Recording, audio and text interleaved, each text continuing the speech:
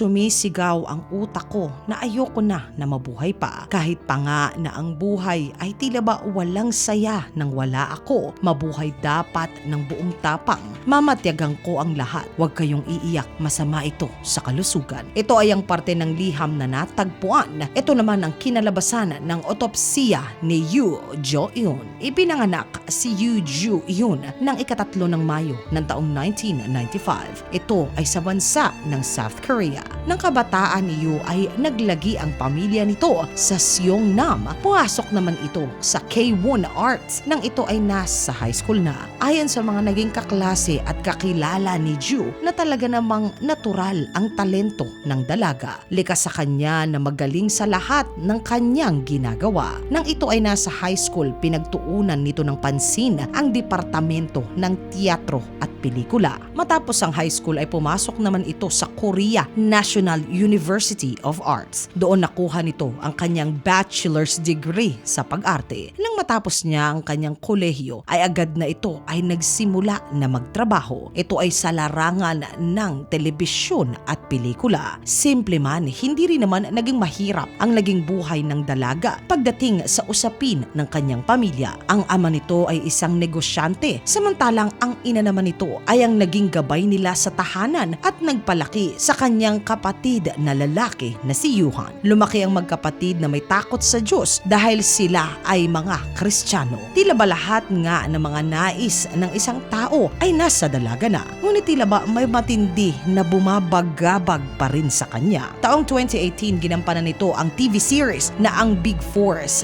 bilang si Kathy. 2019 naman nakuha nito ang role bilang sa Joseon Survival at parehong taon nakuha nito ang role sa Never Twice. Abalaman ng dalaga ay masayang-masaya naman ito sa ginagawa niya. Tila ba parang sa kanya ay dahan-dahan na naaarok niya ang kanyang pinaka-papangarap. Ngunit dumating ang araw ng ikabibigla ng mga taong malapit sa kanya at maging ng mga tagahanga ng dalaga. Ika-29 ng Agosto ng taong 2022, inanunsyo ng nakatatandang kapatid nito na pumunta na sa lugar na mas komportable ang kapatid niya at kung may panahon pa, alinsunod na rin sa sulat na iniwan ng kapatid niya na sana ay magbigay huling paalam na ang mga malalapit at maging mga tagahanga sa paglisan ni Joo. Ayon sa investigasyon ng kapulisan na maaaring may foul play na naganap hanggang sa lumutang na ang huling sulat na iniwan ng dalaga at ito ang sinasabi niya, "Patawad na ako ang unang lilisan. Patawad lalo na sa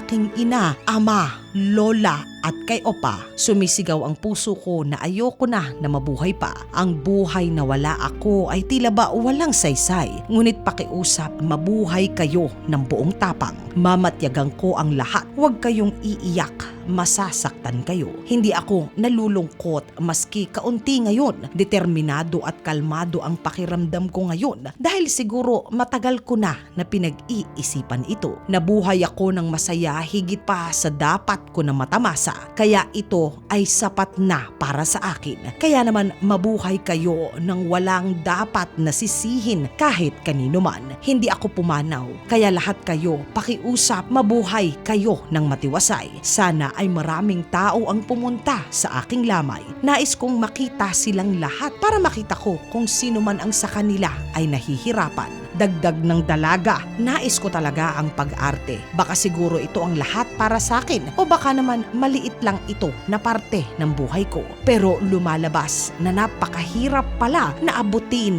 ang pangarap na ito. Wala akong ginustong gawin kung hindi ang pag-arte. Pero talaga naman na ito ay napakahirap at tila ba isang parusa. Ngayon ko napagtanto na ang pagkakaroon pala ng pangarap ay isang biyaya at isa rin na sumpa. Kinuha ng dalaga ang sariling buhay niya sa edad niya na 27 taong gulang. Mga katinagalog ko, ano po ang nais niyong iparating o mensahe para sa dalaga na si Yoo Jo-eun? Isulat po ang inyong saloobin sa comment section sa ilalim upang sama-sama po na ito ay ating basahin. Mga katinagalog ko, maraming salamat po sa pagsama ninyo sa segment natin sa araw na ito.